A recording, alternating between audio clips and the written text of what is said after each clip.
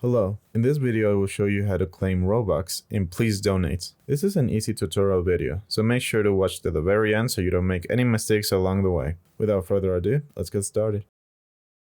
First, log into your Roblox. Then, select Please Donate on the screen and press the play button. Once there, look at the menu on the left side of the screen and select the one with the gift icon. In this screen, you can send offline donations.